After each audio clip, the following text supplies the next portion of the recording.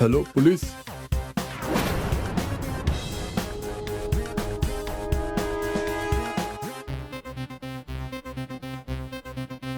मरने वाले का नाम दिनेश गुप्ता था और ये रोहताश कंपनी में काम करता था। सर मैंने लोगों से पूछा तो लोगों ने कहा किसी ने भी गोली मारने वाले को नहीं देखा। और जिसने फोन करके इस घटना की जानकारी दी उसने क्या कहा? सर उसने बताया कि 2 लोग थे, लेकिन चेहरा ढका होने की वजह से वो उन्हें पहचान नहीं सके। एक आदमी ने लाल रुमाल से अपना चेहरा ढक रखा था और दूसरे ने काले से। एक नजर में वो बस इतना ही समझ पाया कि लाल रुमाल वाला आदमी हट्टा कट्टा और लंबा था और काले रुमाल वाला आदमी एवरेज हाइट का था। एक काम करो, यहाँ आसपास के जितने भी सीसीटीवी हैं सबके फुटेज कलेक्ट कर लो। शायद लाल और काले रुमाल वालों की कोई और भी क्लू मिल जाए।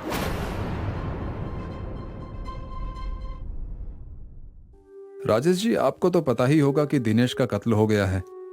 यस सर, वो हमारी ही कंपनी का कलेक्शन एजेंट था। क्या दिनेश का किसी से कोई विवाद था? ऑफिस में तो किसी से नहीं था, बाकी सर हमारे काम में कलेक्शन को लेकर कुछ ना कुछ तो लगा ही रहता है। कल दिनेश किससे कलेक्शन लेने गया था? सॉरी मैम, ये पता नहीं है। पता नहीं है से क्या मतलब आपका? मैम, कलेक्शन एजेंट्स के पास रिकवरी की एक लिस्ट होती है। उस लिस्ट के हिसाब से जो उसे सबसे ज्यादा कंफर्टेबल लोकेशन लगती है वो वहां चला जाता है, जिसकी इन्फॉर्मेशन हमें क्लोजिंग इन्फॉर्मेशन में ही मिलती है।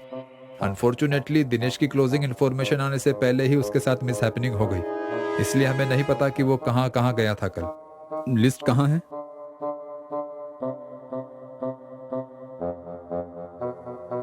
कामिनी जी, लिस्ट के सारे लोगों को पुलिस स्टेशन बुलाइए।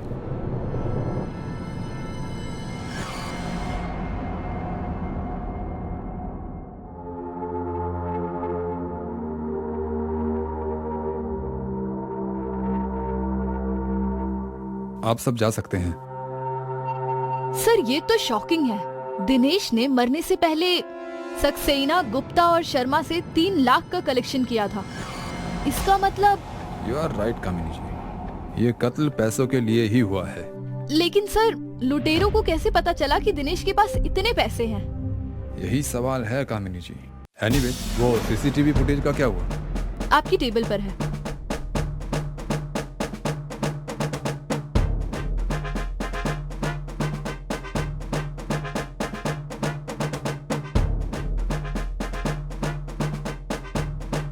सर वारदात के बाद दोनों साथ में भागे थे, लेकिन आगे जाकर एक आदमी तो गायब ही हो गया। किसी भी फुटेज में नहीं दिख रहा है। तो क्या हुआ कामिनी जी? दूसरा तो दिख गया। ये देखो, लाल रुमाल, हट्टा कट्टा, लंबा आदमी, ई रिक्शा पर। हाँ सर, ये तो वही है। अब जल्द ही ये हमारे शिकंजे में होगा कामिनी जी।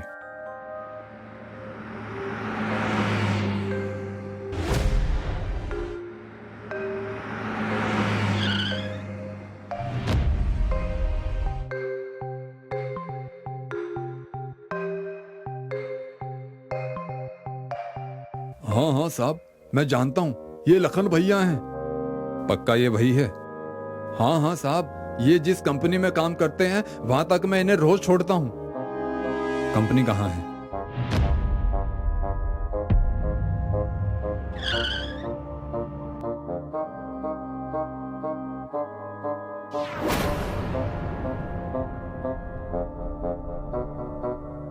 लखन नाम का आदमी यहाँ काम करता है?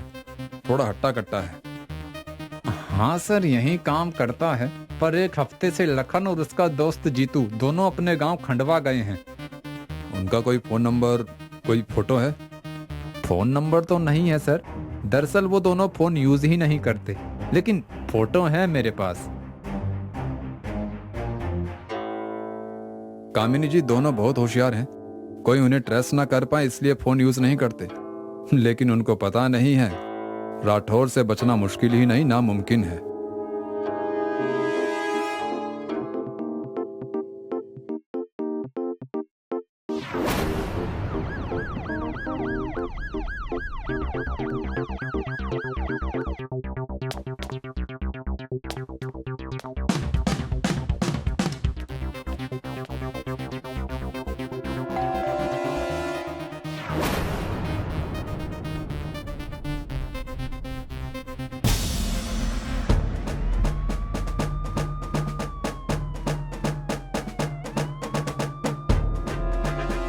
सर लखन जी तो अगर गांव नहीं आए तो दोनों गए कहाँ?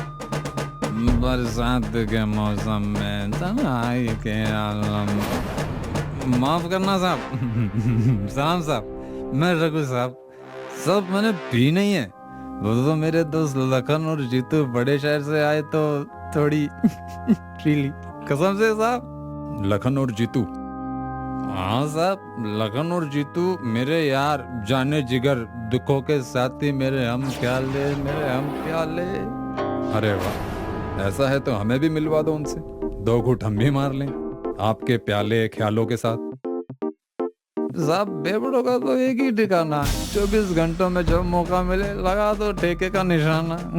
वही मिलेंगे साहब। और ये वही जगह कहाँ है रघु जी?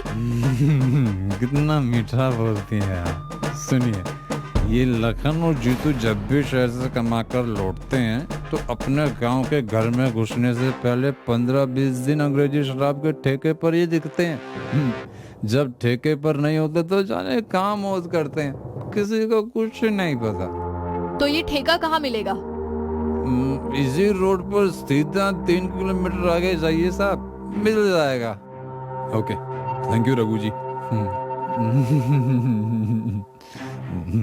साहब बुरा ना माने तो उन्हें कहा पर चकना पैक करके लाने के लिए कह देना। ठीक है, बोल दूंगा रघु जी। आप कितने अच्छे वाले साहब हैं। जय साहब, बरसात के मौसम में तन्हाई के आलम में। जिंदगी हो तो ऐसी एकदम मस्त, नो टेंशन। क्यों कामिनी जी? Yes sir. तो चलिए, अंग्रेजी शराब का ठेका इंतजार कर रहा है हमारा।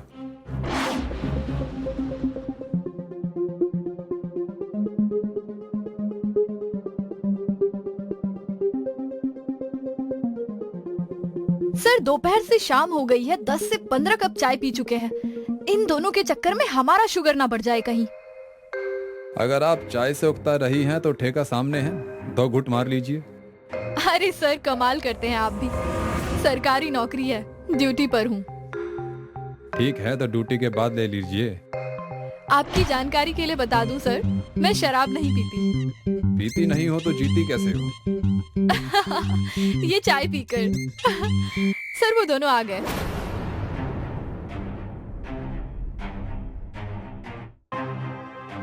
कौन है बे?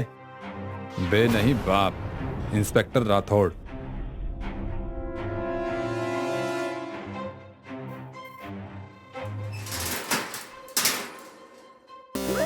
अब जल्दी से बको, तुम दोनों ने दिनेश को क्यों मारा? किसके कहने पर मारा, बोलो।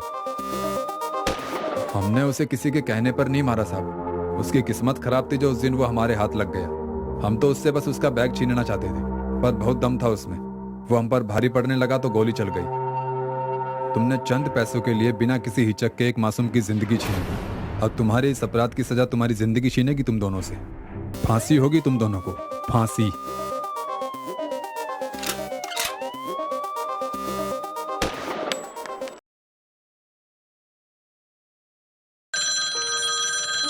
पुलिस स्टेशन में सुबह सुबह फोन की घंटी बजने लगी तो इंस्पेक्टर राठौर गुस्से में बोले, कोई है कि नहीं? फोन तो उठाओ। Yes sir.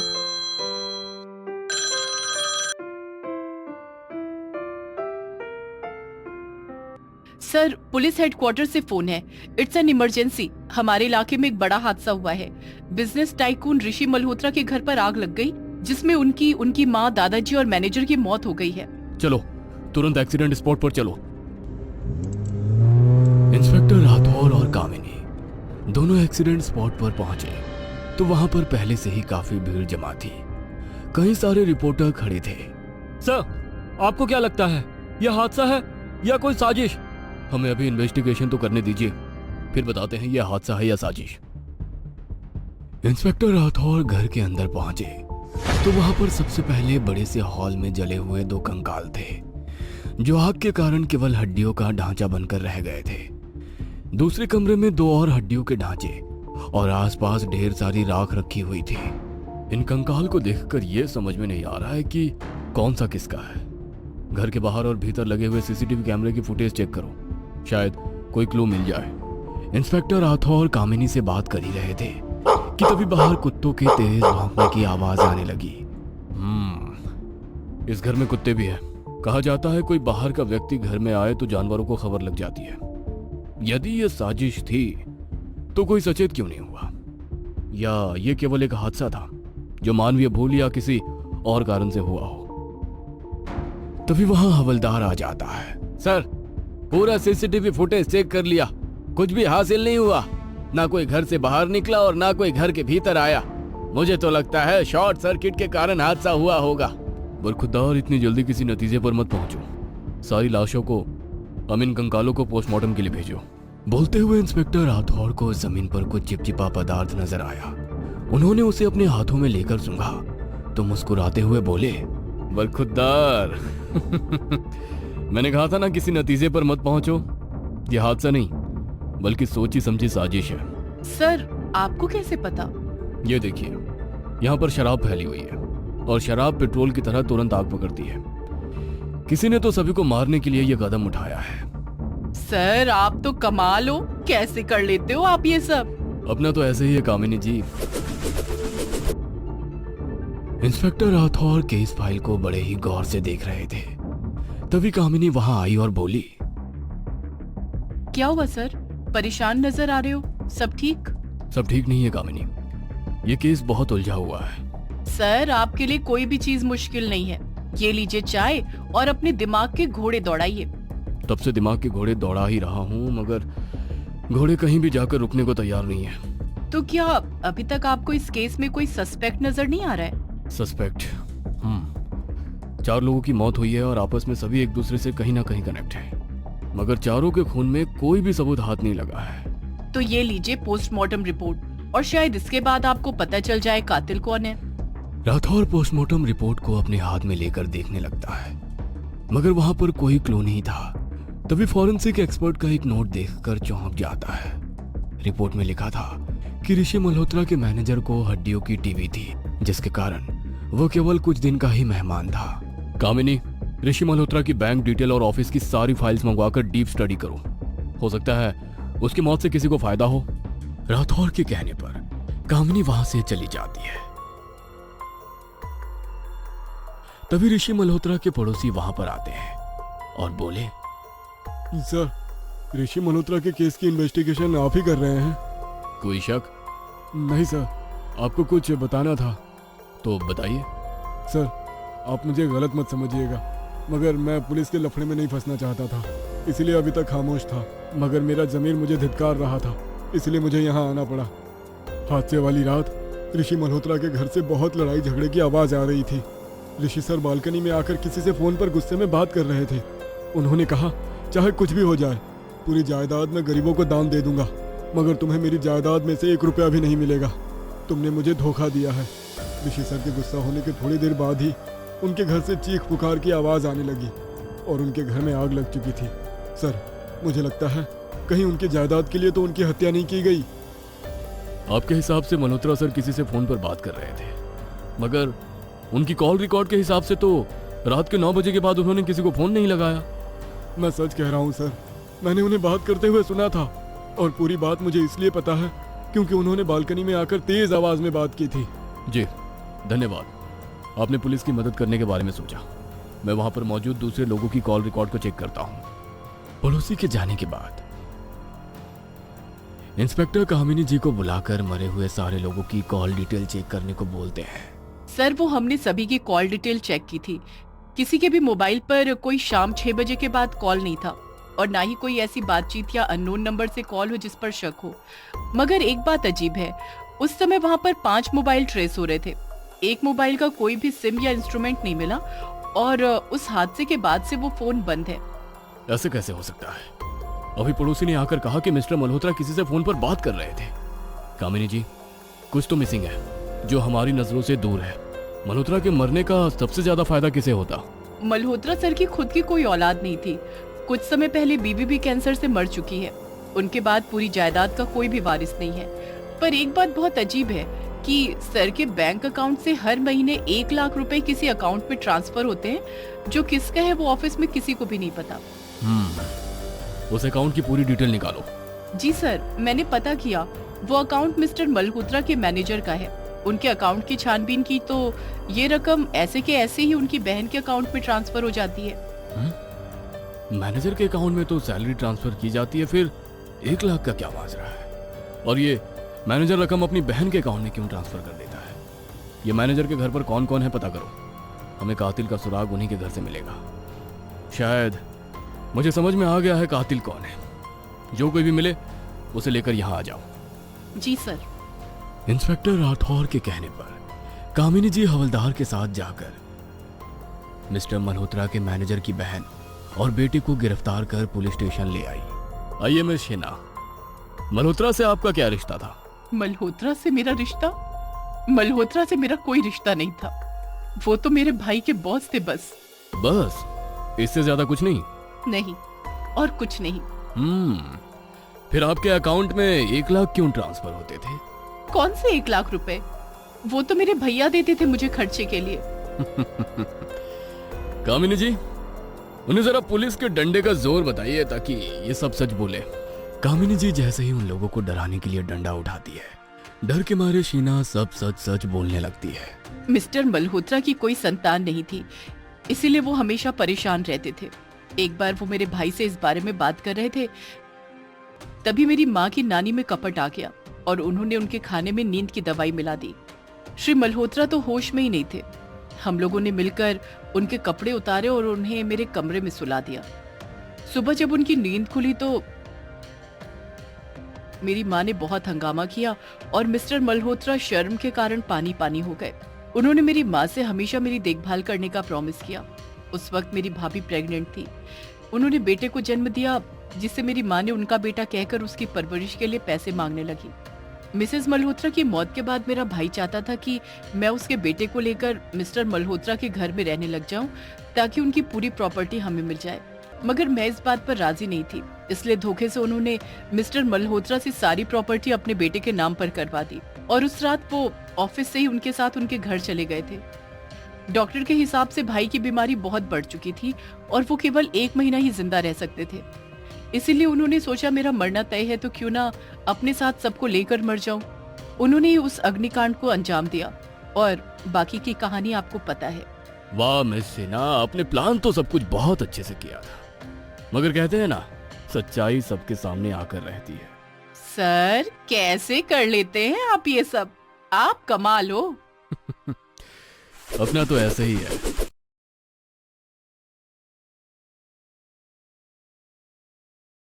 Challenge. Inspector Rathore और कामिनी पुलिस स्टेशन में बैठे थे। तभी इंस्पेक्टर राठौर को कॉल आता है। Hello, inspector Rathore. कॉल एक आदमी का था। Hello, inspector Vikram Rathore. कैसे हैं आप? आई एम फाइन, पर आप हैं कौन? यूं समझ लीजिए कि आपका शुभचिंतक हूं, जो आपको एक खास खबर देना चाहता है। खबर? कैसी खबर? आपका मुंबई शहर जल्द ही शमशान बनने वाला है। इतनी लाशें बिछेंगी कि आप गिन भी नहीं पाएंगे। रोक सको तो रोक लो मेरे कहर को। वैसे आपसे बात करके अच्छा लगा। कौन बोल रहा है? क्या होने वाला है? कौन करने वाला है? Hello hello hello. Call cut गया था। क्या हुआ सर? किसका फोन था? कामिनी, किसी ने पूरे शहर को तबाह करने की धमकी दी है, लेकिन कब, क्यों, कैसे, कौन, कुछ नहीं पता। बस इतना बताया कि कुछ बहुत ही बुरा होने वाला है। इंस्पेक्टर राठौर ने शहर के सारे पुलिस स्टेशन में इन्फॉर्म किया। सब जगह नाकाबंदी की गई और सारे शहर में पुलिस का पहरा बढ़ा दिया गया। थोड़ी देर बाद कामिनी और इंस्पेक्टर राठौर गाड़ी से जा रहे थे। आगे नाकाबंदी लगी थी, गाड़ी की चेकिंग चल रही थी कि अचानक एक ट्रक ड्राइवर नाकाबंदी तोड़कर भागने लगा। राठौर और कामिनी ने उस ट्रक ड्राइवर का पीछा किया। राठौर ने ट्रक के टायर पर गोली मारी। ट्रक एक पेड़ से जाकर टकरा गई और ट्रक ड्राइवर की मौत हो गई। कामिनी, ट्रक में जाकर चेक करो, क्या है उसमें? कामिनी ने ट्रक चेक किया तो उसमें आम की पेटियां थी। कामिनी ने बताया कि ट्रक में आम की पेटियां हैं। राठौर को शक हुआ कि आम की पेटी के लिए ये ड्राइवर अपनी जान जोखिम में क्यों डालेगा। इंस्पेक्टर राठौर ने कामिनी को सारी पेटियां ठीक से चेक करने के लिए कहा। चेक करते वक्त कामिनी को कुछ पेटियों में बम मिले। ये देखिए सर, इसमें तो बम है।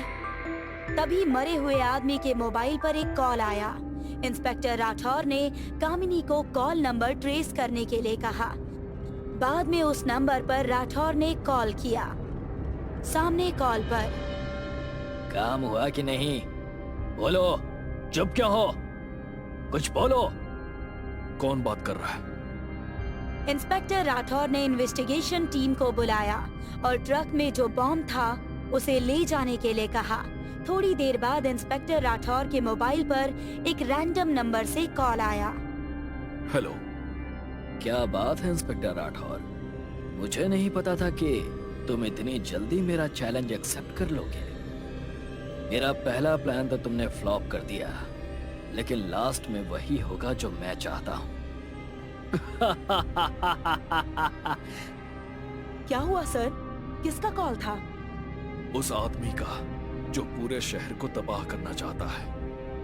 कामिनी ने कॉल ट्रेस किया। तब उसे पता चला कि वो कॉल एक पुराने खंडर के पास से आ रहा है। पुराने खंडर में कांचा दौड़ते हुए आया। सर, एक प्रॉब्लम हो गई है सर। पुलिस को हमारा बॉम्ब से भरा हुआ ट्रक मिल गया है सर। मैं जानता हूँ मूर्ख, लेकिन पुलिस को हमारे ट्रक के बारे में पता कैसे चला? तुम लोगों की लापरवाही की वजह से मेरा पूरा प्लान चौपट हो जाएगा। मैं मेरी इतने साल की मेहनत ऐसे ही जाया नहीं जाने दे सकता।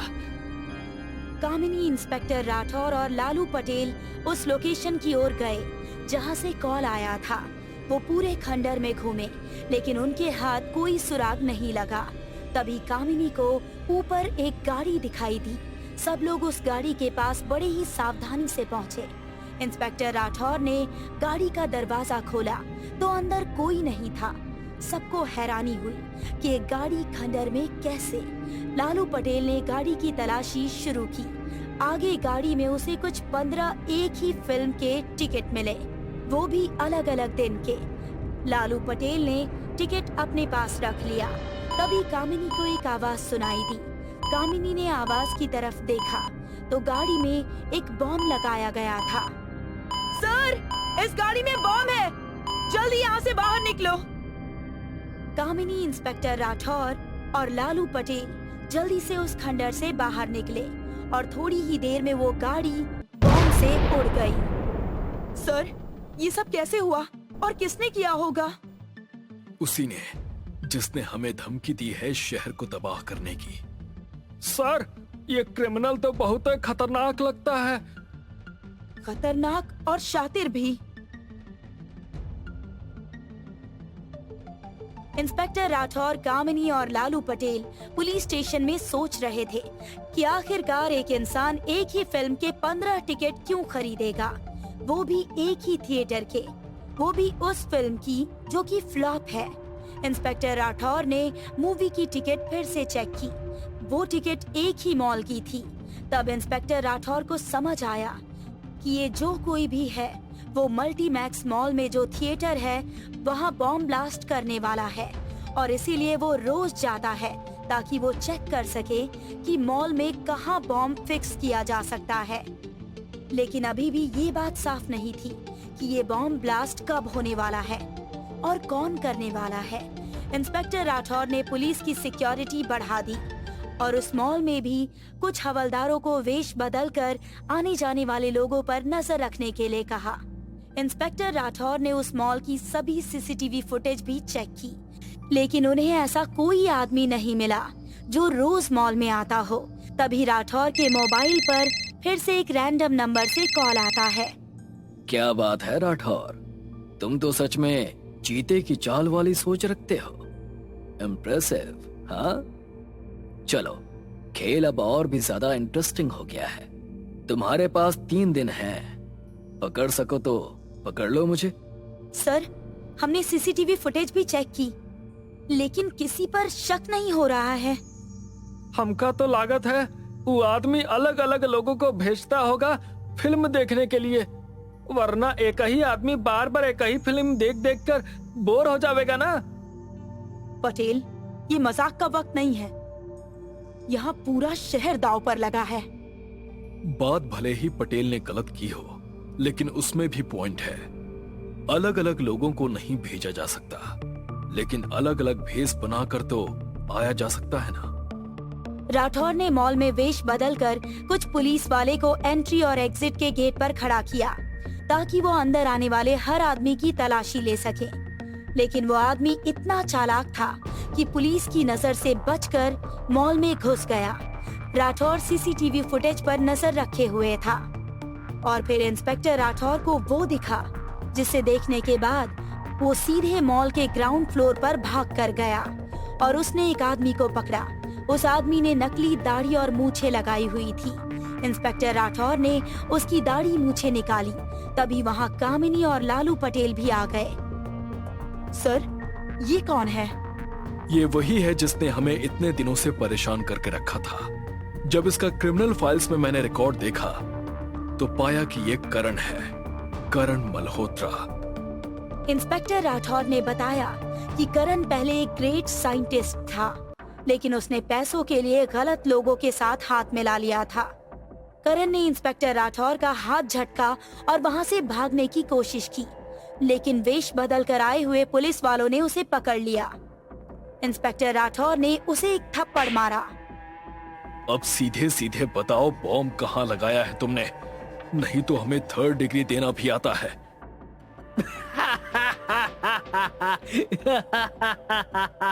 तुम्हारे पास सिर्फ 10 मिनट है राठौर। मेरा बॉम्ब वाला ट्रक पकड़कर तुमने पहला चैलेंज जीता और मेरी बॉम्ब लगाई हुई गाड़ी से बचकर दूसरा चैलेंज जीता, लेकिन ये तीसरा चैलेंज जीतने के लिए तुम्हारे पास सिर्फ 10 मिनट है। उसके बाद बूम। इंस्पेक्टर राठौर और कामिनी बॉम्ब को ढूंढने के लिए गए। 7 मिनट होने के बाद भी उन्हें बॉम्ब नहीं मिला। एक पुलिस ऑफिसर ने उन्हें बताया कि करण लास्ट टाइम में मॉल के मीटिंग बोर्ड से बाहर निकला है। इंस्पेक्टर राठौर और कामिनी मीटिंग बोर्ड के अंदर गए और बॉम्ब ढूंढने लगे। लास्ट में सिर्फ 1 मिनट ही बचा था। इंस्पेक्टर राठौर की नजर एक गुलदस्ते पर पड़ी। वहाँ सिर्फ एक ही गुलदस्ता था। इंस्पेक्टर राठौर गुलदस्ते के पास गया। उसने देखा तो सिर्फ 30 सेकंड्स ही बाकी थे बॉम्ब ब्लास्ट होने में। कामिनी, अगर वायर सही कटी तो सबकी जान बच जाएगी, और अगर गलत कटी तो हम खुद को भी नहीं बचा पाएंगे। जो होगा देखा जाएगा सर। इंस्पेक्टर राठौर ने बॉम्ब की एक वायर काटी और लकीली बॉम्ब का टाइम ऑफ हो गया। करण को कोर्ट ने 15 साल की सजा सुनाई। सर, वैसे तो आपका कोई जवाब है ही नहीं, लेकिन एक बात मुझे समझ में नहीं आई कि आपको अचानक ये कैसे पता चला कि वही आदमी क्रिमिनल है, जबकि वो वेश बदल कर आया था। इंस्पेक्टर राठौर ने बताया कि आदमी अपना वेश बदल सकता है, लेकिन कुछ आदतें होती हैं जो वो बदल नहीं सकता। जैसे करण ने अपने बाल, कपड़े, दाढ़ी, मूछें तो बदली, लेकिन अपने हाथ की घड़ी और पैर के जूते नहीं बदले। और जब उसने 3 दिन पहले की सीसीटीवी फुटेज चेक की थी, तब एक अलग इंसान ने वही घड़ी और जूते पहने थे और आज एक अलग इंसान ने पहने थे। 2 अलग इंसान एक जैसी चीजें कैसे पहन सकता है? बस उसी से उस पर शक हुआ और वो उसे पकड़ने के लिए भागा। वाह सर, आप तो बहुत वो क्या बोलते हैं उसको, हाँ, आप स्मार्ट हो। Yes sir, you are great sir. आखिरकार आपने ये चैलेंज जीत ही लिया। अपना तो ऐसा ही है कामिनी।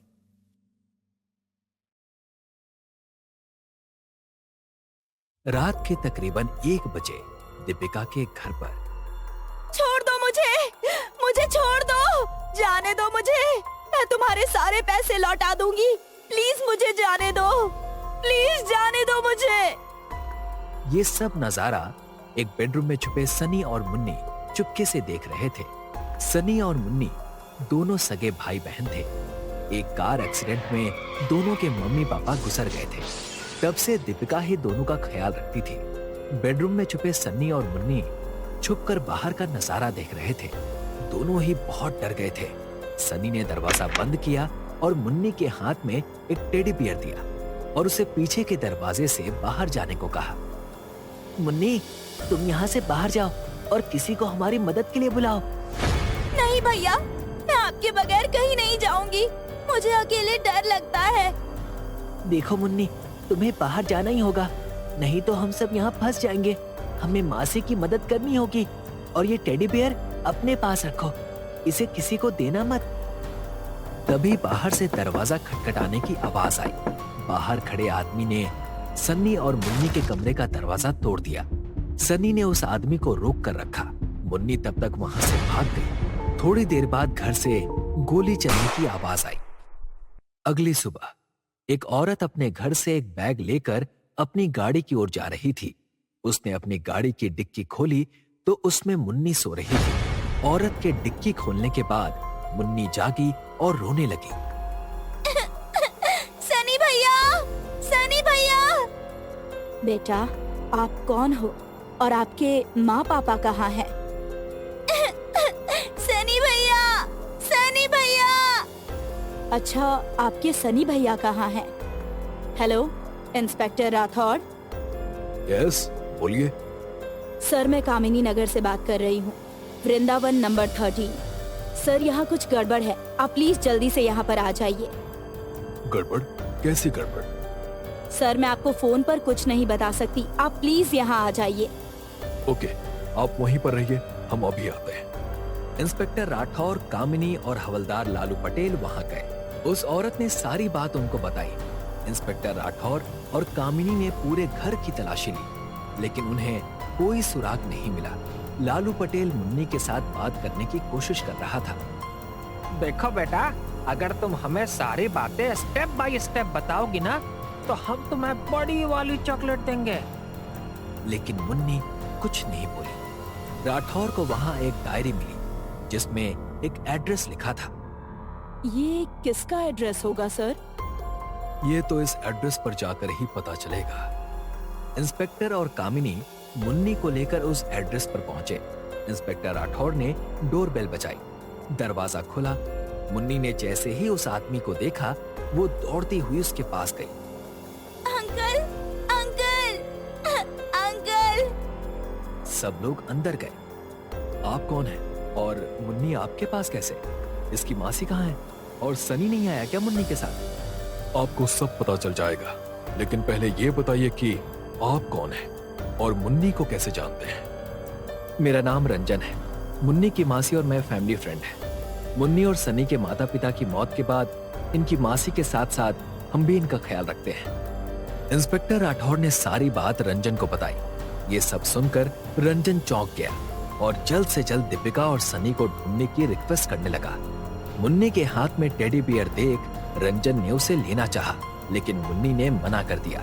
ये सारी बातें इंस्पेक्टर राठौर को अजीब लगी। दूसरी ओर दीपिका और सनी एक अंधेरे कमरे में बंद थे। उनके हाथ पैर बांध कर रखे गए थे। आई एम सॉरी सनी बेटा, ये सब मेरी वजह से हुआ है। अब तो पुलिस हमारे घर भी पहुंच गई होगी और उन्हें वो पैकेट भी मिल गया होगा। अब पुलिस मुझे नहीं छोड़ेगी। मासी, आप टेंशन मत लीजिए, मैंने वो पैकेट वहाँ से हटा दिया था। पुलिस को घर में कुछ नहीं मिलेगा। सनी ने बताया कि उसने दीपिका को वो पैकेट घर पर छुपाते देखा था। वो जानता था कि दीपिका कोई ना कोई गलत काम कर रही है, लेकिन पुलिस के डर से उसने वो पैकेट वहां से निकालकर कहीं और रख दिया था। इधर इंस्पेक्टर राठौर और कामिनी दीपिका और सनी को ढूंढने की कोशिश कर रहे थे। तभी इंस्पेक्टर राठौर को एक खबरी का कॉल आता है। हेलो सर, एक अंडरवर्ल्ड की टीम मुंबई आई है ड्रग सप्लाई करने के सिलसिले में। वो जल्द ही मिलने वाले हैं, लेकिन कहाँ मिलेंगे ये अब तक पता नहीं चल पाया है। जैसे ही पता चलता है मैं आपको बता दूंगा। ठीक है, सावधान रहना। दीपिका और सनी जिस कमरे में बंद थे, वहां एक आदमी आता है। उसका चेहरा ढका हुआ होता है और वो बाहर सुपिकात को धमकी देता है। देखो, अगर तुमने हमारा काम नहीं किया तो तुम्हारे साथ साथ तुम्हारे बच्चे को भी मार दूंगा मैं। आज का बस एक ही दिन है तुम्हारे पास। कल मुझे सारी इंफॉर्मेशन चाहिए, नहीं तो जो भी होगा ना उसके लिए जिम्मेदार तुम खुद होगी। ज्यादा टाइम नहीं है मेरे पास। ऐसा कहकर वो आदमी वहां से चला जाता है। सनी जैसे तैसे अपने आप को छुड़ा लेता है और दीपिका के पास जाता है और उसे छुड़ाने की कोशिश करता है। सनी बेटा, तुम भाग जाओ यहाँ से। मेरी चिंता मत करो, तुम जाओ और किसी को मदद के लिए बुलाओ। नहीं मासी, मैं आपको छोड़कर कहीं नहीं जाऊंगा। मेरी बात सुनो बेटा, हमारे पास वक्त नहीं है, तुम जाओ यहाँ से। तभी वहां का दरवाजा खोलने की आवाज आती है। सनी पीछे की खिड़की से भाग जाता है। एक गुंडा अंदर आता है और देखता है कि लड़की तो बंधी हुई है लेकिन बच्चा भाग गया है। वो उस लड़के का पीछा करता है। भागते भागते सनी एक सड़क पर आता है। थोड़ी देर आगे भागने के बाद उसे एक टेलीफोन बूथ दिखता है। वो वहां जाकर सब इंस्पेक्टर कामिनी को कॉल करता है। हेलो, कौन? मैम, मैं सनी बात कर रहा हूँ, मुझे आपकी हेल्प चाहिए। सनी, तुम कहाँ हो? तभी सनी देखता है कि वो गुंडा सनी का पीछा करते करते वहां आ गया है। मैम, चिंटू चिंटू चिंटू। उसके इतना कहते ही वो गुंडा वहां आ जाता है और सनी को वापस पकड़ लेता है। चल, तुझे भागने का बहुत शौक है ना? अब तुझे और तेरी मासी को अभी मार दूंगा। ना रहेगा बांस और ना बजेगी बांसुरी। तभी गुंडे को एक कॉल आता है और दूसरी ओर से आवाज आती है। उन दोनों को कल तक जिंदा रखना है। हमारा काम खत्म होने तक उनका जिंदा रहना जरूरी है। समझ आई मेरी बात? Yes sir. Kamini inspector Rathore को कॉल करके पुलिस स्टेशन बुलाती है।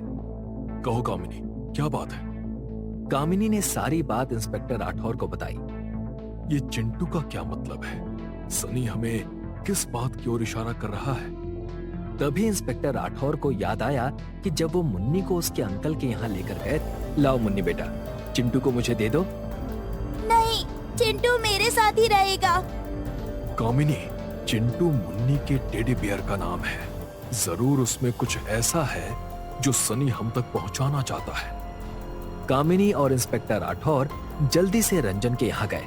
वहां जाकर देखा तो रंजन घर पर नहीं था और मुन्नी के पास एक मेड थी जो मुन्नी का ख्याल रखती थी। तुम्हारे साहब रंजन कहाँ है? वो तो अपने काम पर गए हैं। मुझे कहा था कि आने में देर हो जाएगी, मुन्नी का ख्याल रखना। तभी अपने कमरे से मुन्नी बाहर आई। उसके हाथ में टेडी बियर भी था। कामिनी ने प्यार से बात करके मुन्नी के हाथ से टेडी बियर लिया और उसे देखने लगी। उसके आगे जो पैकेट था उसमें एक चिट्ठी थी। कामिनी ने उसे खोलकर देखा तो उसमें एक नक्शा बना हुआ था। एक तालाब के पास पत्थरों का ढेर था जिसमें एक पैकेट था। सर, ये देखिए, इसमें एक तालाब का नक्शा है। इसका क्या मतलब है? ये तो सनी के घर के पीछे जो तालाब है उसका नक्शा है। तो क्या सनी हमें वहाँ जाने के लिए इशारा कर रहा है? लेकिन क्यों? ये तो वहीं जाकर पता चलेगा। अगले दिन वो गुंडा आदमी दीपिका और सन्नी को जबरदस्ती उस तालाब के पास लाया और सनी से उस पैकेट के बारे में पूछने लगा। बोल, पैकेट कहाँ है? नहीं तो तेरी मासी को यहीं मार दूंगा।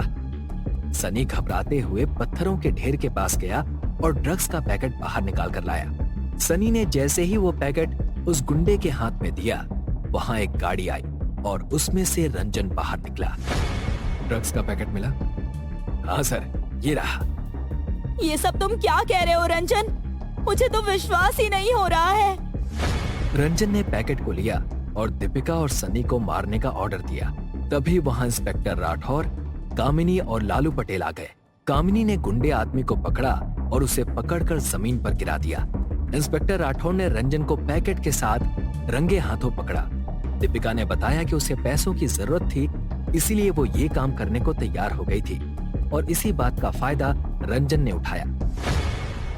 सर, आपने ये केस सॉल्व भी कर लिया। आपका तो जवाब नहीं सर।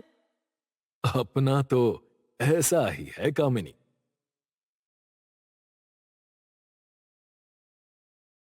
एक आदमी कॉल उठाता है और दूसरी ओर से आवाज आती है। तुम्हें जैसा कहा है बिल्कुल वैसा ही होना चाहिए, कुछ भी गड़बड़ नहीं होनी चाहिए। आप फिक्र मत करो बॉस, काम हो जाएगा। आप बस रोकड़ा तैयार रखना। काम होते ही तुम्हें पैसे मिल जाएंगे, लेकिन ये दिवाली उनकी काली दिवाली होनी चाहिए। दिवाली का माहौल था। ओशियन कंपनी के मालिक सदानंद के घर में भी दिवाली धूमधाम से मनाई जा रही थी, लेकिन सदानंद की बेटी अनन्या परेशान थी। वो अपने कमरे में बैठे किसी को बार बार कॉल किए जा रही थी। इतना टाइम हो गया लेकिन आकाश का कोई कॉल ही नहीं आया और उसका मोबाइल भी बंद है। तभी सदानंद अनन्या को लेने के लिए उसके कमरे में आते हैं। अनन्या बेटा, क्या कर रही हो तुम?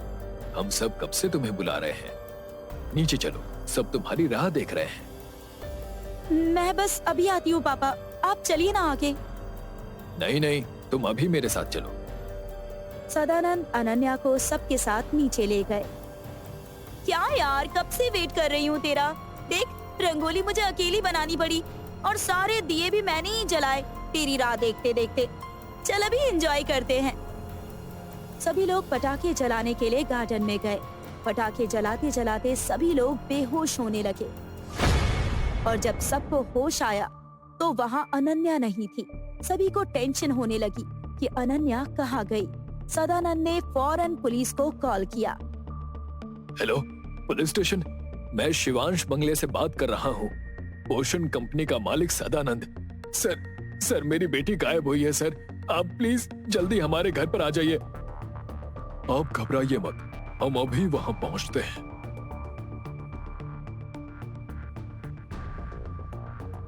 यहाँ क्या हुआ था, हमें पूरी बात बताइए। सर, आज दिवाली के पहले दिन हम सब तैयार होकर नीचे पटाखे जलाने के लिए आए थे, लेकिन बाद में क्या हुआ कुछ पता नहीं।